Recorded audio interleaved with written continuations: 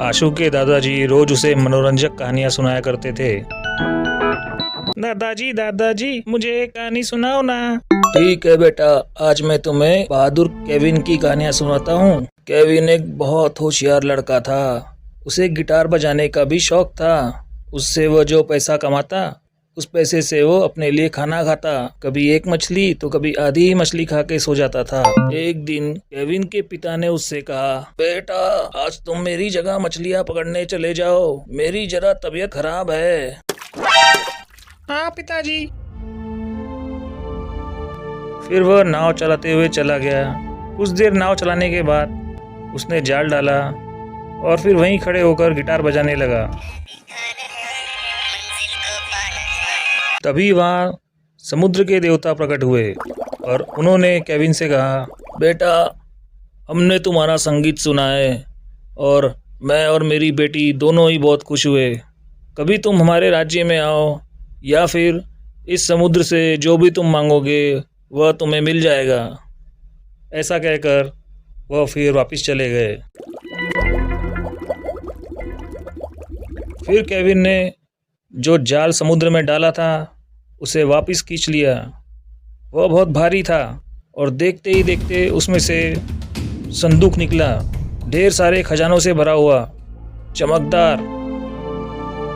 फिर केविन ने उस खजाने में से कुछ कीमती पत्थरों को ले जाकर एक व्यापारी के पास बेच दिया।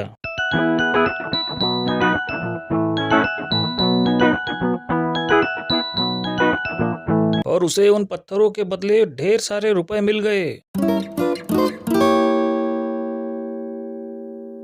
फिर केविन ने समुद्री देवता को धन्यवाद देने के लिए अपने गले में से एक कीमती हार निकालकर समुद्र में डाल दिया। उन पैसों से केविन समुद्र के किनारे व्यापार करने लगा। व्यापार काफी अच्छा चल रहा था। वह वहीं गिटार बजाया करता था। यही नहीं, उसे व्यापार के सिलसिले में कभी कभी समुद्री यात्रा भी करनी पड़ती थी। एक दिन व्यापार के सिलसिले में वह समुद्री जहाज से कहीं सफर कर रहा था। तभी अचानक मौसम बदल जाता है।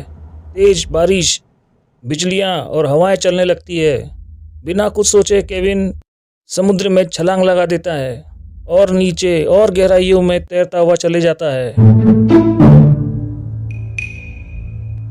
समुद्र की गहराइयों में तैरते हुए उसे एक दरवाजा दिखाई देता है और उसे खोलकर वो और आगे की तरफ जाता है।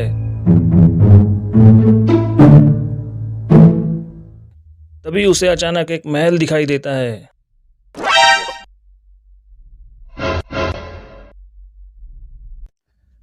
क्या बात है केविन, तुम आ गए। लेट आए लेकिन आ तो गए।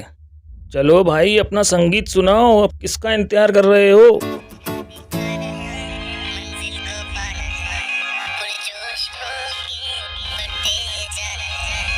राजा की लड़की भी आ जाती है और राजा केविन के गाने को सुनकर इतना खुश होता है कि वह जोर जोर से नाचने लगता है और सारा महल हिलने लगता है।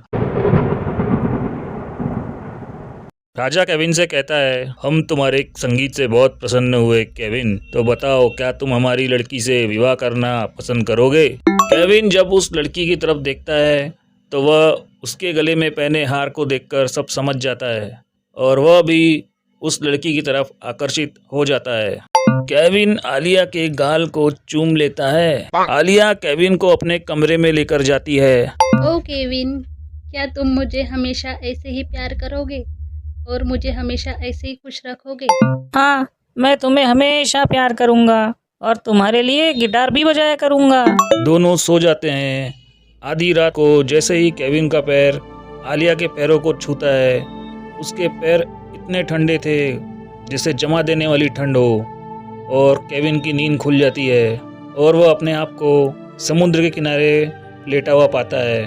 उसका एक पैर समुद्र के पानी से गीला हो रहा था। दादाजी, क्या केविन वापस समुद्र में गया फिर? कुछ लोग कहते हैं कि वह दोबारा उससे मिलने समुद्र में गया।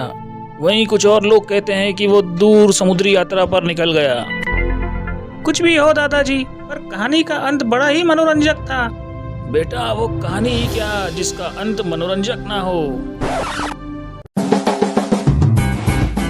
Woohoo!